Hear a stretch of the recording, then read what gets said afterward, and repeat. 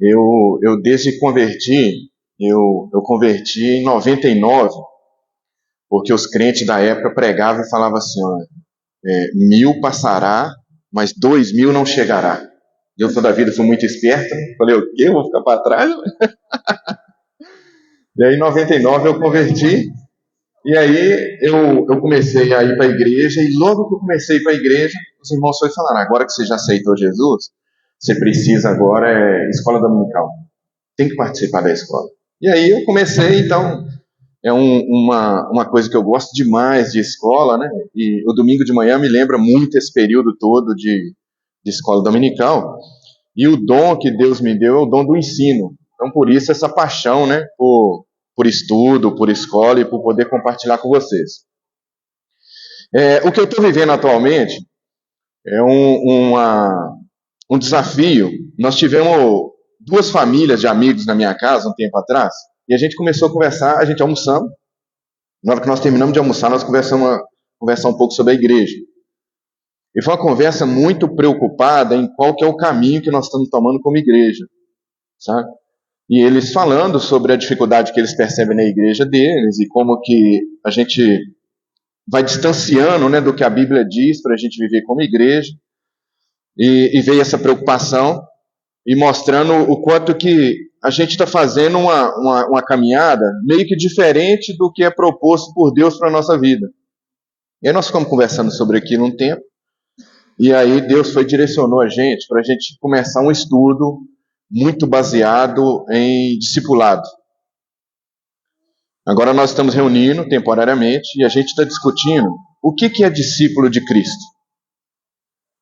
Porque às vezes a gente está tão envolvido com a igreja que a gente está pensando em como que a gente vai montar a igreja, como que a gente vai viver, como que a gente vai estruturar nosso papel de igreja, mas a gente esquece do modelo de Cristo. E às vezes alguma decisão que a gente toma como igreja é uma decisão que Jesus jamais tomaria. E aí nós começamos a estudar sobre isso, Deus tem ministrado muita coisa, e aí eu quero compartilhar com vocês. E é desafiador, né? Quando a gente vê a religião, né, antes de Jesus, a gente já tinha um povo religioso, que eles reuniam em nome de Deus. E quando Jesus chega, Jesus vai quebrando um monte de protocolo deles, né? Eu lembro de uma pessoa que vivia na borda de um tanque, ele precisava de ser curado, e tinha um anjo que descia ali e agitava a água, né? E aí a regra deles era que Deus ia abençoar aqueles que fossem mais espertos. Então, que primeiro pular na água vai ser curado. Aí Jesus volta e fala, não, isso é misericórdia, é o que menos consegue que a gente precisa de ajudar. É aquele que tem menos habilidade de ir para a água que a gente precisa de jogar ele lá. Assim. Se a gente está conseguindo correr e chegar primeiro, é porque não tem tanta necessidade igual ele, não. Né? Tem uma vez que a turma chega pelo zelo religioso, né? Existe uma lei, e as pessoas são baseadas nessa lei, foi Deus que deu essa lei. Deus deu uma lei para o povo de que se pegar uma pessoa em adultério, que essas pessoas devem ser apedrejadas. Então as pessoas, quando percebem um cenário desse, baseado no que Deus disse, eles vão lá para cumprir a lei. Aí Jesus chega e fala assim, olha só, a relação de vocês é mais importante do que ficar apontando o pecado um para o outro. Se vocês continuarem apontando o pecado hoje, amanhã vai ser o pecado seu que vai ser apontado e você vai ser apedrejado. Querem fazer o teste? Qual de vocês que não merecia estar no lugar dela hoje? Então Jesus ele vem mostrando um jeito diferente da gente viver religião. Né? E aí eu quero fazer uma leitura hoje, muito baseado em como talvez Jesus veria o texto que a gente vai compartilhar aqui. Amém? A gente tem uma leitura costumeira muito baseada na religião. E aí eu vou compartilhar com vocês uma leitura agora que eu entendo que seria de acordo com o olhar de Cristo. Amém? Então nós vamos ler 1 Coríntios capítulo 11. A gente vai conversar um pouquinho sobre a ceia hoje. A ceia do Senhor.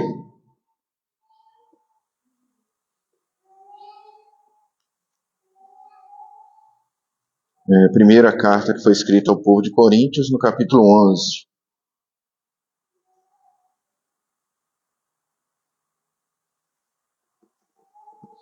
Amém? Olha só que legal. Nós vamos ler o primeiro versículo. O primeiro versículo diz assim, olha: tornem-se meus imitadores como eu sou de Cristo. Tá vendo? Tem um padrão. Paulo aqui, ele está mostrando assim, gente, olha só, eu quero que vocês olhem para mim e percebam em mim um jeito de pensar, um jeito de tratar a igreja, um jeito de viver comunidade, um jeito de relação, baseado no que eu aprendi com Cristo. Amém? Então a gente precisa entender que tem um padrão, e é um desafio para a gente. Porque Cristo, ele tem uma ideia que é muito diferente da nossa. Para que a gente tenha uma ideia de Cristo, a ideia do perdão, por exemplo, né? A gente tem um grupo de estudo lá no trabalho, e 15 dias atrás nós estávamos estudando sobre perdão. E a gente conversando sobre perdão. O que é perdoar? Como que a gente deve ter perdão? E tal. Grande parte do grupo que a gente estava reunido falava assim, olha, eu perdoo, mas eu não convivo continuamente com essa pessoa. Se a pessoa pisar na bola comigo, eu vou lá e vou perdoar. Mas eu não vou ficar do lado dela para pisar na bola de novo. Legal demais, mas esse não é o padrão de Cristo. Imagina se Cristo perdoasse a gente e afastasse. Isso que é o desafio da gente viver. A gente tem um padrão. Marcos, quantas vezes que a gente tem que perdoar as pessoas? Até você não conseguir contar, meu irmão. Esse é o padrão de Cristo. Mas ele pisou na bola hoje. Aí é papel de bobo. Aí. Né? Fez hoje errado, fez amanhã errado, fez depois errado. Aí é papel de bobo. Não é, é o papel de Cristo. Então, dá um nó na cabeça da gente. Porque a gente tem um estilo de vida muito desafiador, é o que a gente quer, é o que a gente tem convivido, é o que a gente lê nos livros, é o que a gente vê na empresa, é o que a gente vê na nossa família. É isso. É muito desafiador. Aí Paulo começa assim, gente, olha só, tornem meus imitadores como eu sou imitador de Cristo. É andar assim, num negócio que nem eu consigo explicar. Mas é pela fé esse negócio. Quando alguém te bater numa face, dá outro. Bonito demais esse versículo, nós decoramos, mas pensa num negócio prático desse. Não? Alguém passa perto de você e rouba o relógio. Você grita, o celular está aqui, ó. Espera aí, volta e toma o celular também. Não combina, assim. Entende? Alguém te assalta, leva para um lugar, você fala, rapaz, gostei tanto, quero passar mais tempo com você. Difícil demais. Né? Um negócio muito desafiador. Então a gente vai vendo isso. E o desafio nosso é a gente olhar com esse olhar. Porque senão a gente vai ser igual ao mundo. Que diferença tem se agir com justiça das próprias mãos? Que diferença vai fazer do mundo? Onde que o mundo vai encontrar a gente e vai falar, poxa, olha aqui, né? Uma mente de Cristo, um negócio diferente, né? Então a gente vai vendo isso. No versículo 2, o Paulo diz assim, olha, eu elogio vocês por lembrarem de mim em tudo e por se apegarem às tradições, exatamente como eu tenho transmitido a vocês. Tem muita coisa que está legal demais, que vocês estão praticando, e que, assim, eu louvo a Deus porque eu vejo o quanto que Deus é com vocês. Eu vejo que o que Cristo ensinou para a gente não está perdido. A gente está vendo prática cristã, está muito legal. Amém? E aí a gente vai para o versículo 17.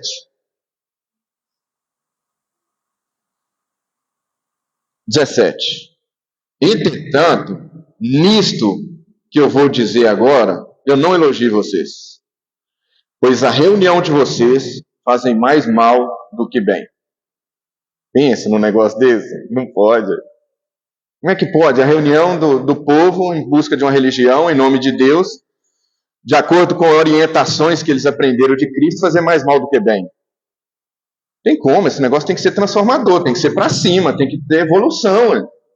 Por que esse negócio está desse jeito? Por que Paulo escreve isso? O povo está reunindo, está cantando louvor, está orando, está participando da ceia, que é o que ele vai tratar agora, e isso está prejudicando, está sendo pior. A ceia não é para a gente lembrar do sacrifício de Cristo, não é para a gente ver a graça manifesta, não é para a gente louvar a Deus por um negócio que a gente não merecia. Então, como é que pode uma reunião dessa? Logo essa, né? Uma das principais reuniões nossas. Que isso, gente? Meu Deus do céu, como é que pode isso? Então vamos lá. Aí ele vai explicar agora, né? Em primeiro lugar, eu ouço que quando você se reúne como igreja, há divisões entre vocês. Eu não acredito em tudo que eles falam, não. Mas eu acredito, até certo ponto, eu acredito que deve ter mesmo. No 19, ele fala assim: pois é necessário que haja divergência entre vocês, para que sejam conhecidos quais dentre vocês são aprovados. Amém? Olha só que legal isso aqui. Irmãos, o fato da gente caminhar junto não significa que a gente vai pensar a mesma coisa. Amém? Não é necessário a gente ter a mesma linha de pensamento para que a gente caminhe juntos. Pelo contrário, é legal que tenha pessoas que pensam diferente um do outro. Isso é super importante. Amém? Por quê? Porque a ideia de Deus para nós é uma ideia de relação. Hoje a gente tem muito a ideia de sucesso. Hoje a gente tem muita ideia de se dar bem. A gente tem muito a ideia de crescimento de número. A gente tem muito uma ideia de que a gente vai avançar para que as outras pessoas percebam o quanto a gente é bom. A ideia de Deus é que a gente tenha relação melhores com os irmãos. Cristo, ele trata a igreja numa metáfora de corpo. Corpo é formado por diferentes membros. Tá? Vamos entrar numa ideia de metáfora. Imagina a mão conversando com o pé sobre o evangelho. Mão, o que é mais importante no evangelho? Você não está lendo Bíblia, não? O mais importante no evangelho é ungir. É colocar a mão sobre a cabeça dos outros e ungir. Ou você não está lendo Bíblia? Aí você vai conversar com o pé. Pé, o que é mais importante do evangelho? O mais importante é a caminhada. É ir caminhando nos passos de Jesus e a gente vai levar. Que dia que você acha que vai ter consciência entre a mão e o pé? A mão pensa e vive um jeito, o pé pensa e vive outro. E isso não tem problema nenhum. O que a gente precisa conviver com o corpo é a mão cumprindo o papel dela como mão e o pé cumprindo o papel como pé no corpo de Cristo. Mas hoje a gente tem uma ideia de que todo mundo tem que ser mão. E aí a gente anula as outras partes do corpo. Porque a gente está no esforço tentando convencer todo mundo de que ser mão é cumprir a vontade de Deus no corpo de Cristo.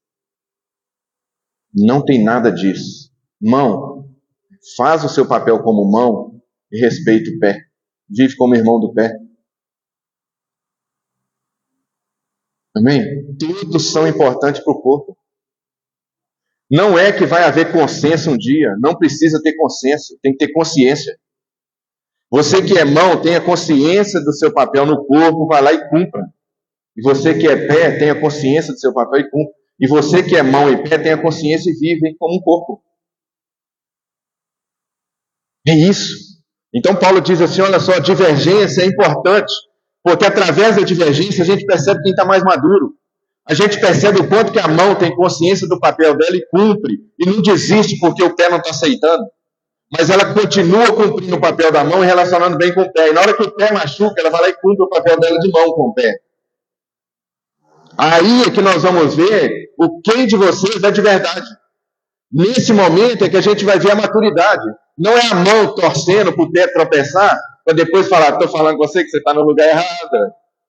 Não, é na hora que o pé precisa, a mão vai lá e fala assim, glória a Deus que eu estou aqui para te servir, para cumprir o meu papel, o meu ministério. Eu louvo a Deus pela sua vida, pé, porque é através de você que eu cumpro o meu papel como mão. Essa é a metáfora de Paulo quando fala sobre o corpo. Então as divergências são necessárias. É a divergência que vai fazer a gente crescer. A gente não cresce num lugar onde todo mundo pensa igual. Perigoso demais esse negócio. Um lugar que está todo mundo igual, repetindo a mesma frase, falando a mesma palavra, é um lugar que a gente está estagnado. A gente não tem crescimento. A gente precisa de palavras diferentes para tirar a gente da zona de conforto. Para a gente repensar e a gente fortalecer a nossa convivência. Olha só, versículo 20. Quando você se reúne, não é para comer a ceia do Senhor. Por que não é a ceia do Senhor? Porque cada um come a sua própria ceia, sem esperar pelos outros. Amém?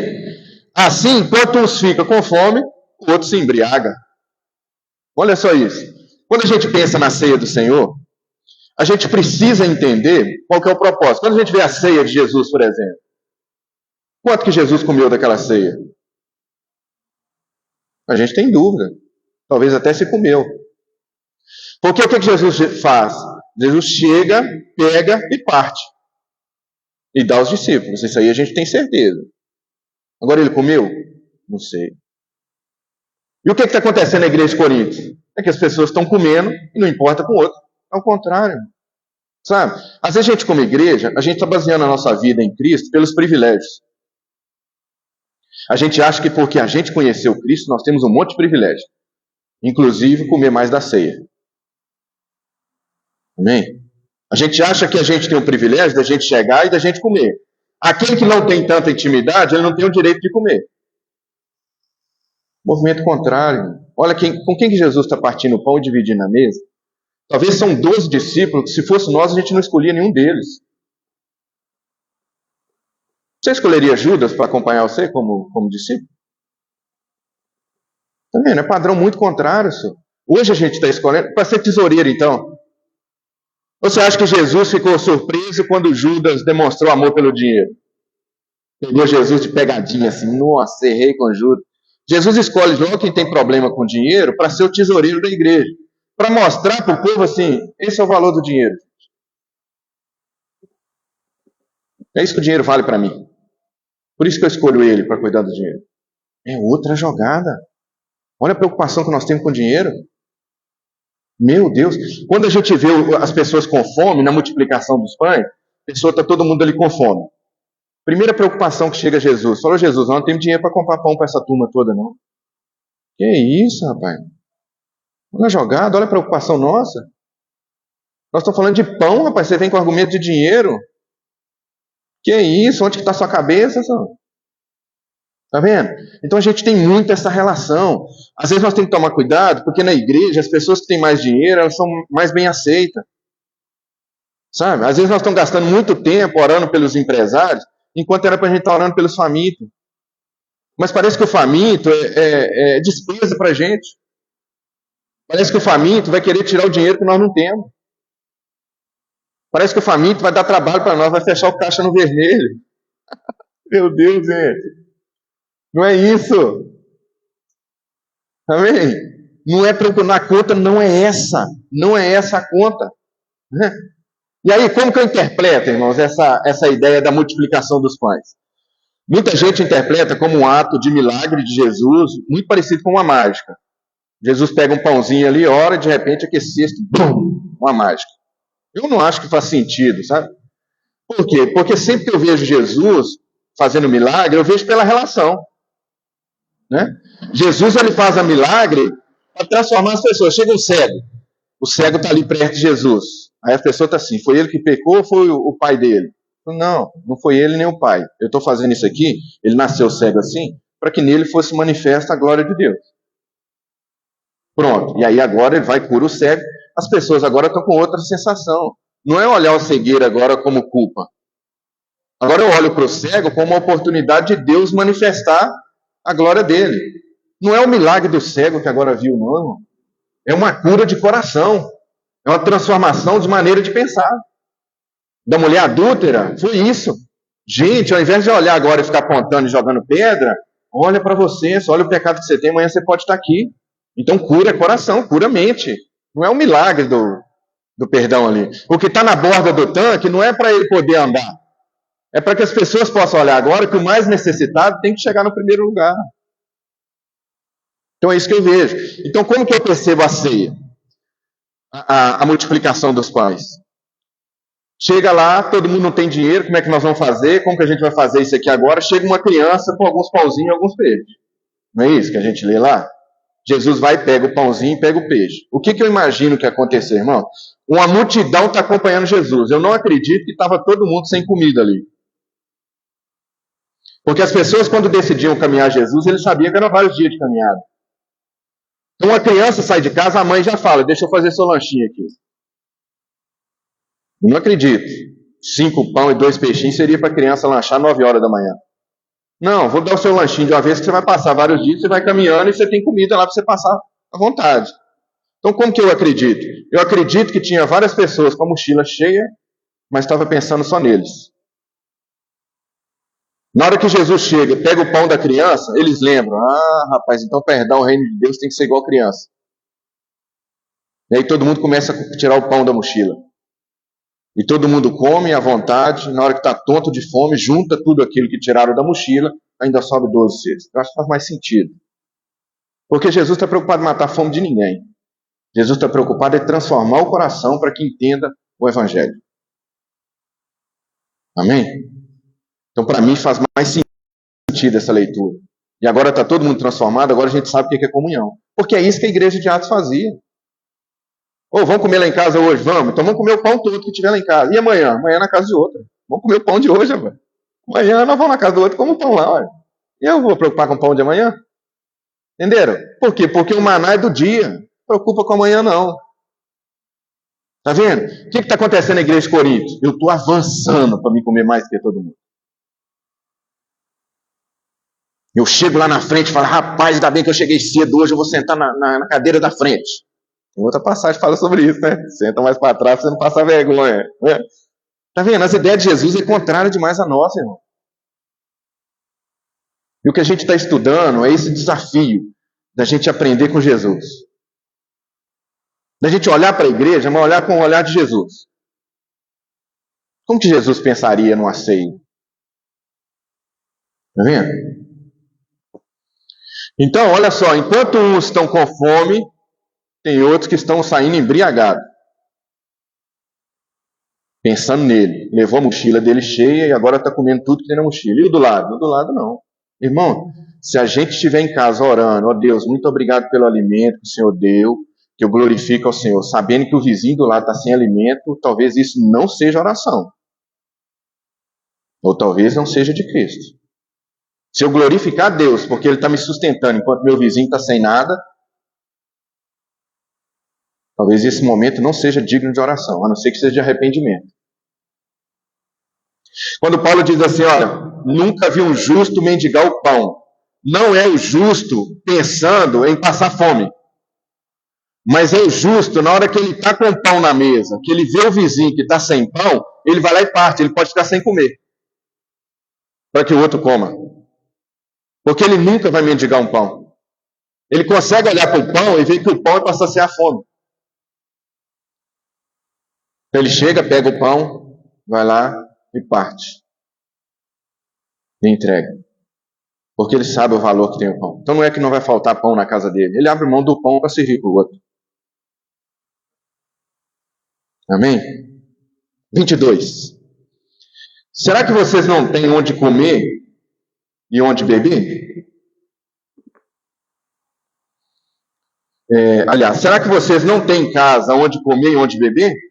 Ou despreza a igreja de Deus e humilha os que nada têm? O que eu vou falar com vocês? Eu vou elogiar por isso? Certamente que não. Irmãos, onde que é o lugar de encher a barriga? Em casa, sim. Vem com fome para a igreja, não. Enche lá. Amém?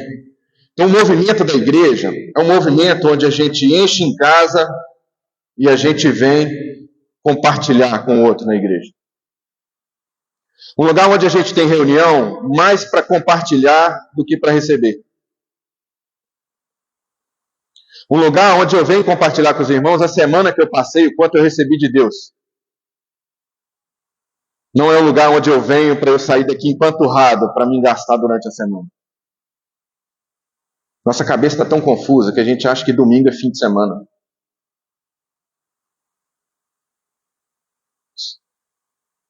Então a gente vem aqui para a gente reclamar com Deus como é que foi nossa semana. Na verdade, a gente tem que vir aqui e falar: Deus, como é que nós vamos começar a nossa semana? O que nós vamos fazer junto essa semana?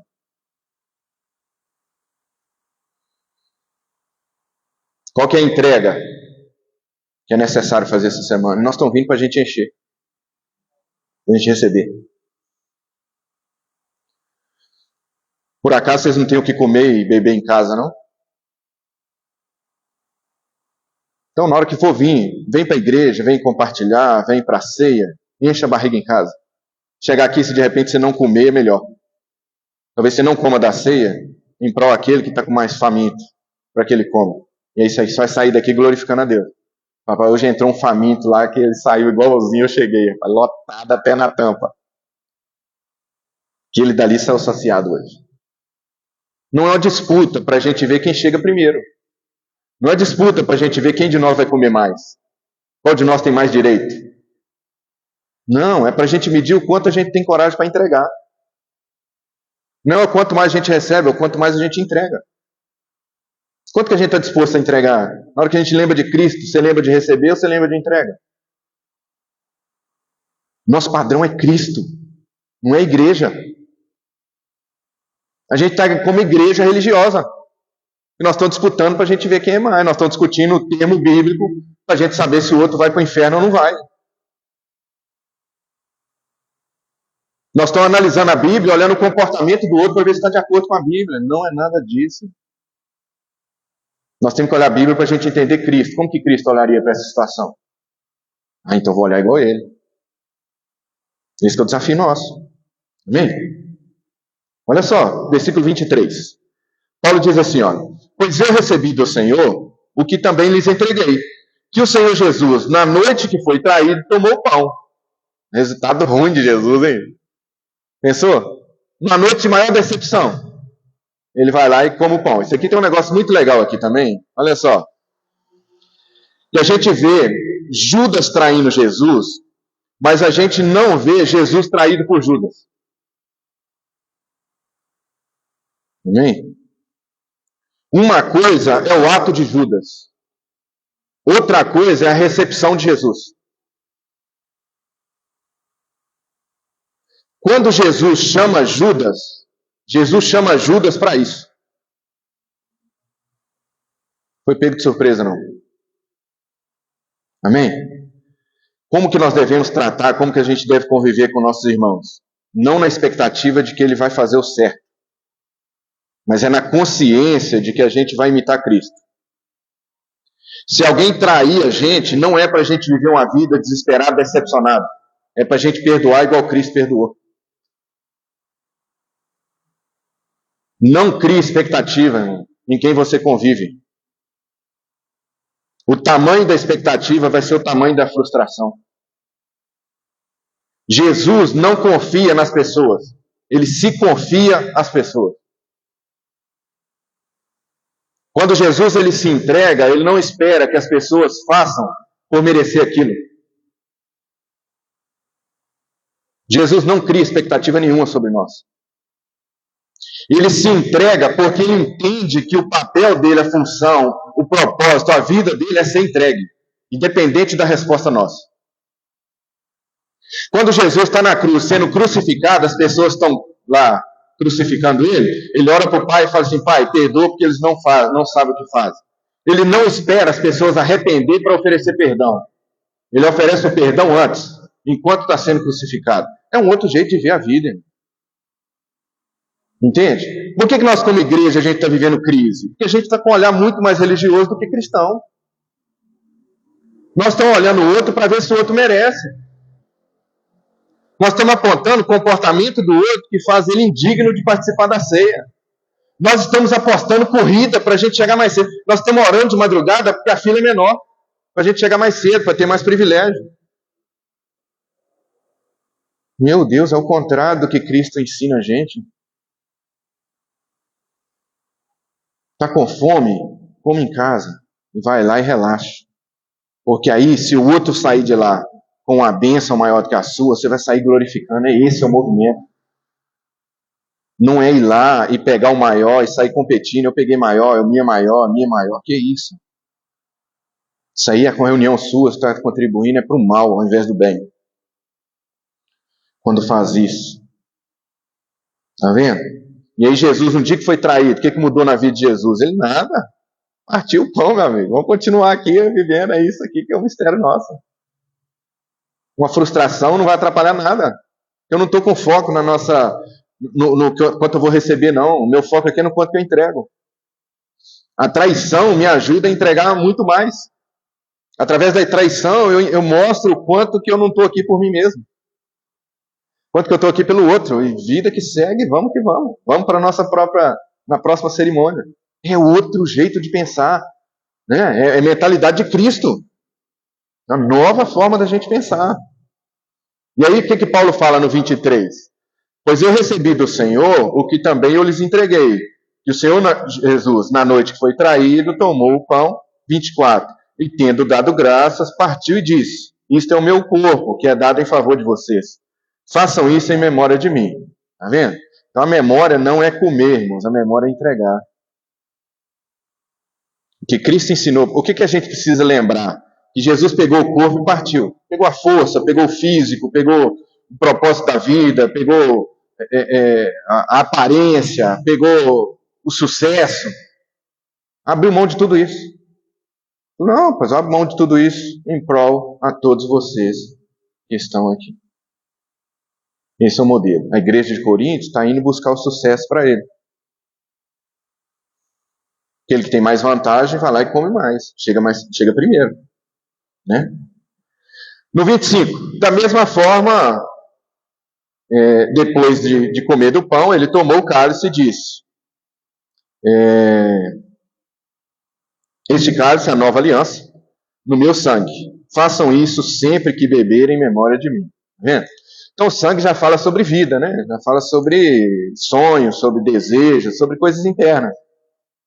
Então Jesus, ele abre mão da vida física dele através do pão, entrega como sacrifício, abre mão de tudo, e ele abre mão agora do ser interior. E agora entrega. Tá vendo? Então às vezes a gente tem dificuldade de abrir mão de algumas coisas em prol do outro. Né? Quando eu vejo uma pessoa na rua, eu não dou dinheiro porque a pessoa vai usar para aquele fim. São desculpas que a gente tem para mostrar o quanto que a gente é avarento. Porque se o dinheiro está entregue na mão dele, é dele. Eu não tenho que preocupar com o que ele vai fazer, não. Né? Agora eu dou ele o dinheiro e continuo controlando, então ele tem que fazer aquilo que eu quero, então o dinheiro continua sendo meu. O irmão nosso que foi para a praia em Fortaleza, chegando em Fortaleza com os amigos, sentado no bar, amigo de empresa, eles estão lá conversando e bebendo lá com os amigos, e aí chega um mendigo lá, morador de rua, né, e tal. Chega para ele: eu estou precisando de dinheiro, me dá dinheiro aí, tá.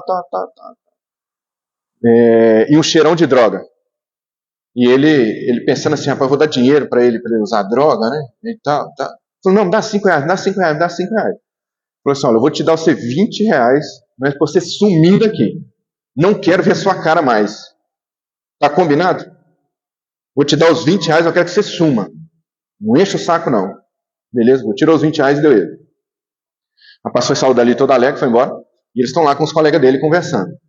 Passa meia hora, ele volta lá. Ele volta: rapaz, eu te dei o seu dinheiro para você sumir, o que você está fazendo aqui de novo? Ele falou: eu tenho que conversar. Eu não quero conversa. Eu te dei o dinheiro para você rachar fora, eu não quero ver sua cara mais. Eu falei: não, eu tenho que conversar. O que foi? Eu falei: rapaz, eu devia 20 reais na boca de fumo. E o cara falou comigo que hoje seria o último dia da minha vida se eu não pagasse eles 20 reais. Então eu vim aqui para te agradecer. Você salvou a minha vida. O dinheiro dele foi para a boca de fumo. Essa é a relação que a gente tem que refletir sobre onde está o nosso coração. Jesus, ele entrega o corpo e entrega o sangue. Não é o que as pessoas vão fazer com o meu sangue a partir daqui. É o quanto eu entrego a partir de mim. Não é se as pessoas vão aceitar o sacrifício ou não. Isso para mim está resolvido. Não estou com essa preocupação. Carrega ansiedade de futuro, não. Eu vim aqui para me cumprir aquilo que eu vim para cumprir. Eu vim aqui para entregar aquilo que eu me propus a entregar. Não é o quanto que eles vão receber. Não é o quanto o que eles vão fazer com isso. Amém? 26. Porque sempre que comer deste pão e beber deste cálice, vocês vão anunciar a morte do Senhor até que venha. Qual que é o pão? Qual que é o cálice? É a entrega física, a entrega do sangue. Quando vocês fizerem isso, vocês estão anunciando Jesus. Esse é o anúncio da ceia.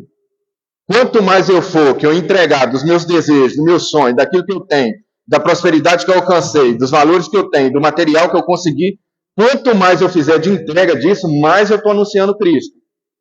Não é no quanto eu recebo, é no quanto eu entrego. 27. Portanto, aquele que comer. Está vendo? Não tem limite para entrega, mas tem cuidado para comer. Portanto, todo aquele que comer do pão ou beber do cálice indignamente será culpado. Qual que é a culpa? Por causa de pecar contra o corpo e o sangue. Vocês estão indo lá, vocês estão enchendo a barriga, vocês estão saindo de lá bêbado, embriagado, tropeçando as pernas. Sabe o que vocês estão fazendo? Vocês estão pecando, porque a mensagem do corpo e do sangue não é essa. A mensagem do corpo e do sangue é você ir lá para você entregar mais. É você olhar para o que mais necessita e ter certeza de que ele está saciado. Tipo quando ele está numa casa lá orando, que a galera desce com o leproso lá, com o paralítico, né, no telhado. Aquilo é culto. Do tanque, não. Do tanque, o melhor pula na água primeiro. Do paralítico, é 5, 6 ajudando o menos favorecido. Então, cuidado, para você não entrar, encher a barriga e isso ser de maneira indigna. Tem que olhar para Jesus. 28. Examine-se cada um a si mesmo, e então coma e beba do cálice. Nós tivemos no GCL, foi muito engraçado, uma vez muito engraçado. Como é que é o nome do irmão nosso lá? Rodrigo. A gente estava lá no GCL conversando, né? Aí o Rodrigo falou assim, rapaz, eu briguei com meu irmão, rapaz. Meu irmão brigou comigo. Meu irmão brigou comigo lá em casa, rapaz. Fui para a igreja, dia da ceia. Chegou lá, eu perdi a ceia, só. Meu irmão lá, rapaz. Como é que eu vou ceiar, brigar com meu irmão? Eu entendo, sei que não pode. Na hora que eu cheguei em casa, meu irmão falou assim, ô, Rodrigo, desculpa aí. Eu falei, não é possível. Não é possível que eu perdi a ceia.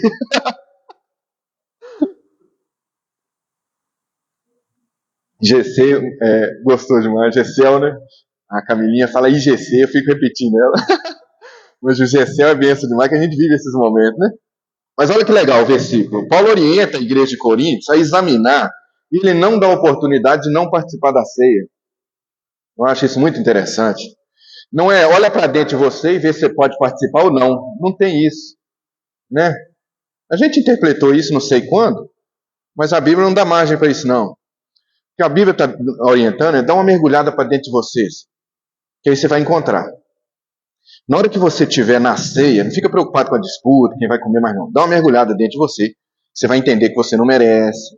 Você vai entender o quanto pecador que você é.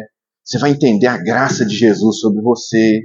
Você vai entender, rapaz, que é corpo. As pessoas vão pensar diferente. Que a relação é importante. Você vai entender o propósito de Cristo na entrega. E depois que você examinou a si mesmo, aí você vai lá e come da ceia. Aí a ceia vai ser top demais. Tá vendo? Então é para a gente examinar, não é para deixar de comer. Examina. Depois que você examinou, você vai lá e come. Faz uma reflexão antes. Volta em Cristo. Para você refletir do sacrifício dele, para você poder comer, para você beber. Aí você vai, depois do exame, aí você vai dar uma mergulhada e você vai falar, rapaz, olha só, cheguei aqui correndo para chegar primeiro, cheguei aqui competindo, acho que as minhas orações, a semana de oração tem mais direito. Não. Você vai encontrar em Jesus e vai falar que isso não dá direito, não. Foi a graça mesmo, né? E aí talvez você vai brigar para ser o último da fila. Fala, não, pode ir. Não, pode ir, vai ser primeiro. Não, ser primeiro, pode ir. Acabei de fazer o exame agora, eu sei que eu não mereço. E se por acaso faltar o pão, é melhor que eu não participe, mas você é importante, pode ir, vamos lá, vamos participar. Aí nós temos a consciência de Cristo. Amém? 29.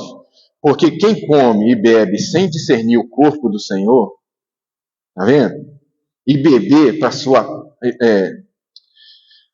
Quem come e bebe sem discernir o corpo do Senhor, come e bebe para sua própria condenação. Irmãos, aqui é uma reunião para o corpo de Cristo. Não é um negócio para matar a fome nossa, não. Matar a fome nós podemos ir no restaurante self-service, no rodízio. Só. Vem para a igreja, não. O dia que tiver com fome, desesperado, reúne lá. Porque lá é financeiro. Você pagou, você tem direito a comer. Né? Aí você pode descer o bambu mesmo. Mas aqui não. Aqui é outro rolê, como diz um amigo meu. Aqui nós estamos aqui reunidos para a gente representar um corpo. Tem um padrão, tem uma metáfora, tem uma história por trás disso. Não é para a gente potencializar a nossa ganância. Não. Aqui a gente tem um propósito para a gente cumprir. Tem um corpo que foi entregue na cruz, tem um sangue que foi vertido na cruz, que justifica essa reunião nossa, que justifica o jeito que a gente vai relacionar com o outro. Amém? 30. Por isso há entre vocês muito fraco e doente, e vários já morreram. Morre mesmo, irmão. Se a gente reunir num lugar de guerra desse, de disputa, é lógico que as pessoas vão adoecer. Ué. Lógico que a gente vai ter gente morrendo. É um lugar onde a gente está ao contrário da vida. É um lugar onde a gente está vivendo preocupado em a gente chegar primeiro. O mais fraco, é lógico que o mais fraco vai morrer. Aquele que está fraco, ele vai tornar mais fraco. E o que está mais fraco, o caminho dele é a morte. Por quê? Porque não tem ninguém que ajuda. Porque a gente está numa disputa para a gente ver quem chega primeiro. E o fraco, nesse momento, é um testemunho para nós. Porque quanto mais fraco tiver, mais para trás ele vai ficar. Então, com certeza, a gente chega na frente. E aí é lógico que nesse cenário, as pessoas vão ficar cada vez mais fracas. Elas vão morrer mesmo. Né? Por isso que a gente tem fraco, tem doente e tem pessoas que já dormiram. Mas se nós tivéssemos o cuidado de examinar nós mesmos, a gente não ia receber juízo. Tá vendo? Ceia não é lugar da gente ficar olhando o outro. Ceia é para a gente examinar nós mesmos. Se a gente examinar nós mesmos, a gente não vai encontrar juízo. Não vai precisar de alguém de fora ir lá e corrigir a gente. Não vai precisar da gente querer exercer o direito com a nossa própria mão. A gente vai entender mais a graça, nós vamos viver mais a misericórdia, nós vamos viver mais o perdão, nós vamos viver mais o sacrifício de Jesus nas nossas vidas. Amém? Quando, porém, somos julgados pelo Senhor, tá vendo? O Senhor nos julga na intimidade. O Senhor não nos julga para nos envergonhar. Na hora que a gente mergulha para a gente examinar, o Senhor mora dentro de nós. Então Ele está lá, mostrando a gente o quanto que a gente não merece, o quanto que a gente é impuro, o quanto que a graça dele é grande, o quanto que a misericórdia é grande.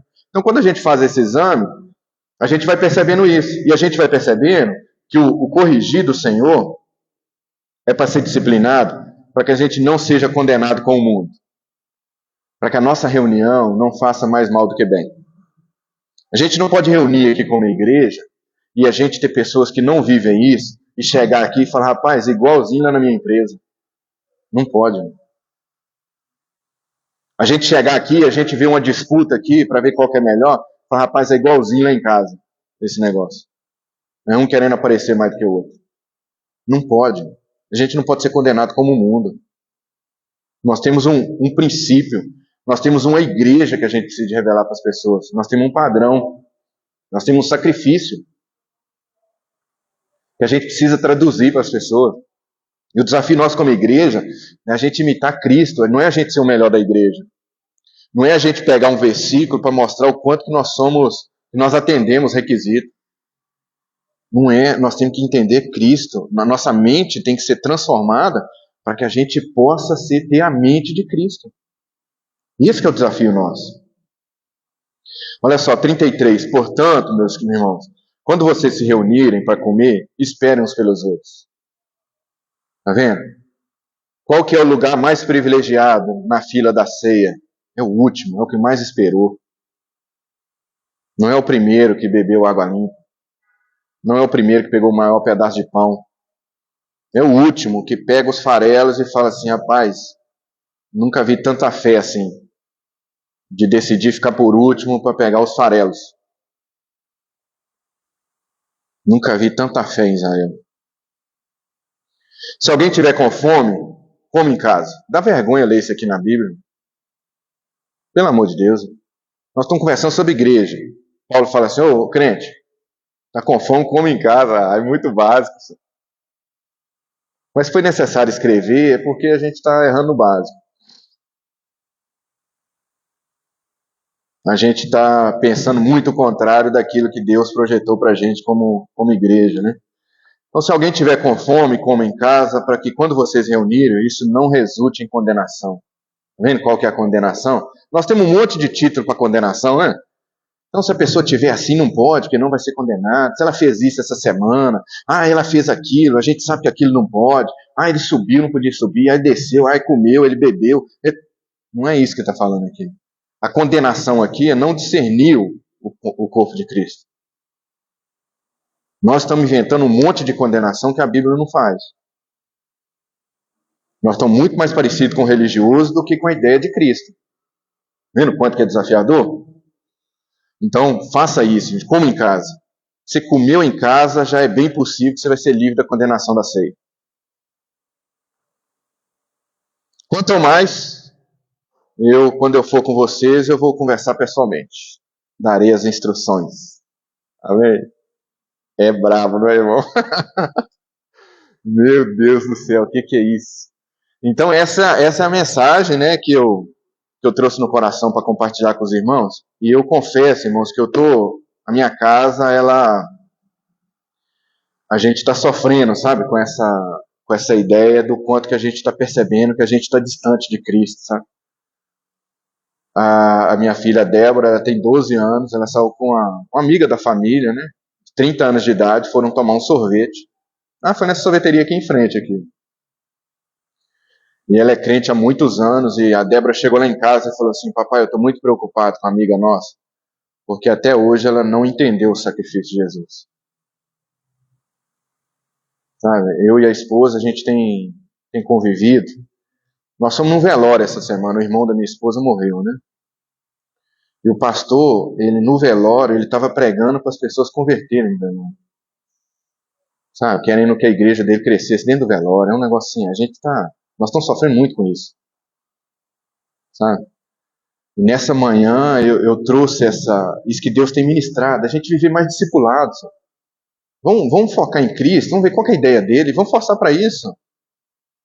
Né? Ele está participando da ceia ou não está? Não.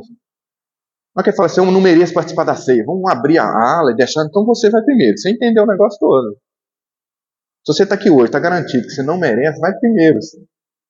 Esse lugar é seu, sabe? A gente tentar imitar Cristo vai ser contra o que a gente tem costume, né? E tudo, mas é o desafio que Deus tem pra gente. Sabe? Não é olhar o que a igreja fazia, como que tratar, qual que é a melhor estratégia, né? A gente tem muito essa conversa hoje. Estratégia para a gente chegar a mais pessoas aqui. Não, senhor. Jesus escolheu 12. Senhor. Com 12 tá bom. Multidão, Jesus nunca deu ideia. Nunca deu ideia, sabe? Não é quantidade, não. Vamos pensar mais em qualidade. Sabe, a minoria, de repente, entre nós, a minoria, é mais fácil ainda. A gente vai ter liberdade. Falar, rapaz, Jesus ia fazer diferente disso aí, eu acho. Rapaz, eu tô achando que você fez isso, eu vi Jesus na sua vida, rapaz. Que é isso, irmão? Que testemunho, eu tô impactado por isso. Como que eu vi Jesus igualzinho na sua vida? A relação nossa fica melhor do que multidão, sabe? Na multidão, sempre a gente lê multidão, a gente vê um povo com muito interesse. E quando a gente está com multidão, para a gente segurar a multidão, às vezes a gente oferece estratégia de ter muita coisa, sabe? E a gente acaba atrapalhando eles também, que eles não entendem o evangelho. A gente fala que pode vir, que vai ter cura, que vai resolver o problema do casamento dele, Deus vai abrir porta de emprego, e Deus vai fazer. Deus não está preocupado com esses negócios, não. Deus quer transformar ele, sabe? Então, se for um desempregado mais parecido com Cristo, é mais vantagem para nós. Vamos pagar essa conta, só para nós é lucro, do que a gente ter um crente bem empregado, mas que representa a religião, sabe? Então, esse é o que eu queria compartilhar com os irmãos, né? Nessa manhã, essa lida para a gente ser discípulo de Cristo. Acho que esse que é o caminho, né? Isso que Paulo diz no primeiro versículo que nós lemos. Sede meus imitadores como eu sou de Cristo. Tem um padrão para a gente. Amém, irmãos? Louvo ao Senhor, né, por essa oportunidade de estar aqui e também pela escuta dos irmãos, né? Quase uma hora aqui ouvindo, é muita paciência, né? Então eu reconheço e espero que você tenha sido desafiado também a movimentar e a gente fazer esse esforço. Amém? Pai, nós louvamos o Teu nome, nós te agradecemos. Nós, na verdade, sentimos desafiado nessa manhã, porque a gente está acostumado num ritmo em que a gente está muito pegado à questão da gente conseguir mais pessoas. Até a intenção nossa costuma ser até boa, que quanto mais gente, mais pessoas for ouvir o Evangelho, mais pessoas longe do sofrimento, né? Nós temos uma intenção assim, mas a Tua palavra fala que não é tanto assim. Que a gente tem que preocupar é com a qualidade da vida nossa aqui, não é com as pessoas lá. Porque quando a gente tiver uma relação boa aqui, vai acontecer como na igreja de Atos. As pessoas vão chegando, ver que o pão é de todos. Ver que a oração, a gente ora para aquele que tem mais necessitado. Ver que tem um monte de gente que pensa diferente um do outro, que está tudo bagunçado, cada um pensa de um jeito, mas eles vivem em comunhão. E aí o resultado daquela igreja é que elas iam crescendo. Então, às vezes nós estamos muito preocupados com o de fora e a gente não está vivendo a proposta de dentro. Então, Pai, nós sentimos desafiados nessa manhã pela Tua palavra. A tranquilidade que a gente tem é que a gente sabe da Tua graça e da Tua misericórdia. A gente sabe que o Senhor nos estimula, nos desperta, nos chama a atenção, mas é para a gente discipular, para a gente ser parecido com o Senhor.